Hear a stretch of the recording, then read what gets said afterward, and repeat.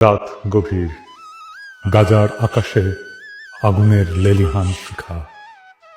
বিস্ফোরণের প্রতিটি শব্দ যেন আকাশকে ফুঁড়ে চিৎকার করে জানিয়ে দিচ্ছে এখানে জীবন আর মৃত্যুর মধ্যে কোনো ব্যবধান নেই।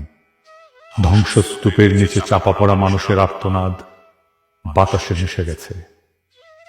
এক মায়ের কণ্ঠ ভেসে আসছে, আমার বাচ্চাকে বাঁচান। কেউ কি শুনতে পাচ্ছেন? কিন্তু এখানে কেউ কারো কান্না শোনে না। এখানে কান্নার চেয়ে বড় শব্দ হলো ক্ষেপণাস্ত্রের গর্জন। ইফতারের পর ক্লান্ত শরীরে একটু বিশ্রামের আশায় যে পরিবার শুয়ে পড়েছিল, কয়েক সেকেন্ডের ব্যবধানে তারা ধূলিসাৎ হয়ে গেল।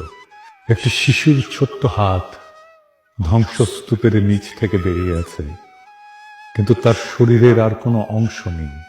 এটা যুদ্ধ না, এটা নিছক প্রতিরোধের বিরুদ্ধে লড়াই না, এটা একপাক্ষিক গণহত্যা।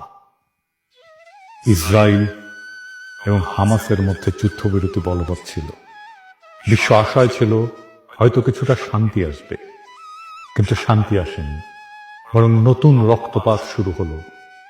18 মার্চ রাতে কসাই নেতানিয়াহুর বাহিনী যুদ্ধবিরতি ভেঙে বেসামরিক মানুষের উপরে ভয়াবহ হামলা চালালো। এক রাতে 400 জনের বেশি মানুষ শহীদ হলো, যাদের মধ্যে অধিকাংশই নারী, শিশু, বৃদ্ধ। যুদ্ধবিরতি নয়, বরং সেখানে আবারও নির্বিচারে বিমান হামলা চালানো হলো।